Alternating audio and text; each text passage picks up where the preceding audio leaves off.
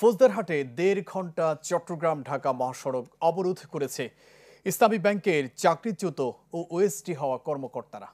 এতে সড়কের দুই পাশে যান চলাচল বন্ধ হয়ে যায়, তৈরি হয় তীব্র যানজট। দুর্ভোগে পড়ে হাজারো মানুষ। সকালে প্রথমে মানববন্ধন করে চাকরিচ্যুত ব্যাংকাররা, পরে সড়কে বসে পড়ে তারা। অবরোধকারীদের অভিযোগ, চট্টগ্রাম অঞ্চলে ইসলামী ব্যাংকের ৪০০ কর্মকর্তাকে অন্যায়ভাবে চাকরিহারা করা হয়েছে। আরও ৫,০০০কে ওএসডি করে নিষ্ক্রিয় করে রাখা হয়েছে। এতে মানবেতর জীবন কাটাচ্ছেন তারা। ভবিষ্যৎ হয়ে পড়ছে চরম অনিশ্চিত। পরে বেলা ১টার দিকে তুলে নেওয়া হয় অবরোধ।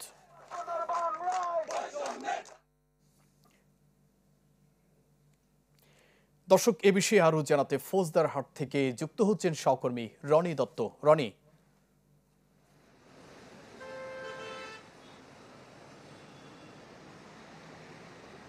মঞ্জুর, বেলা ১টার দিকে যে অবরোধটি তুলে নেওয়া হয়েছে, এরপরে আসলে এই ঢাকা চট্টগ্রাম মহাসড়কে যান চলাচলটা শুরু হয়। তবে আপনি দেখতে পাচ্ছেন হয়তো যান চলাচলের যে গতি, সেটি কিন্তু আসলে এই যে অবরোধের সে একটা প্রভাব কিন্তু এখানে পড়েছে। আমরা দেখতে পাচ্ছি পুরো সড়কটি আসলে যেদিকে দুই দিকেই কিন্তু গাড়ি ধীর গতিতে যাচ্ছে, একটা তীব্র একটি যে যানজট, অর্থাৎ সেখানে ধীরে ধীরে ধীরে ধীরে গাড়িগুলো এগুচ্ছে এবং তাদের যে কাঙ্ক্ষিত যে গন্তব্য, সেটা কি স্বাভাবিক যে গতি, সেটি কিন্তু আসলে এখানে যা কোনো যানবাহনই নেই।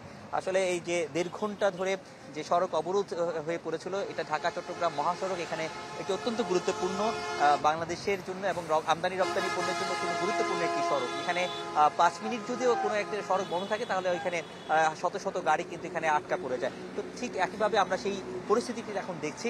এখনো পর্যন্ত যে যানবাহন, সেটি কিন্তু স্বাভাবিক হয়নি।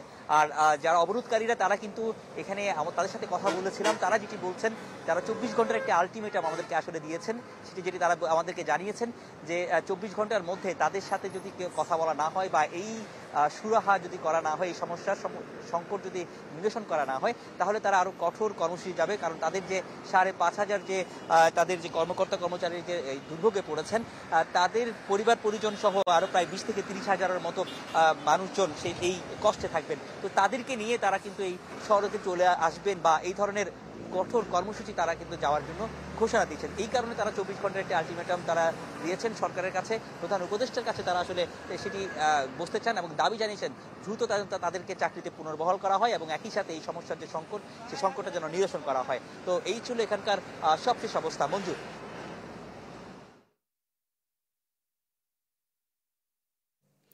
রনি, ধন্যবাদ আপনাকে। দর্শক, অবরোধ পরিস্থিতির খবর জানাতে চট্টগ্রামের ফৌজদারহাট থেকে আমাদের সাথে যুক্ত হয়েছিলেন সহকর্মী রনি দত্ত।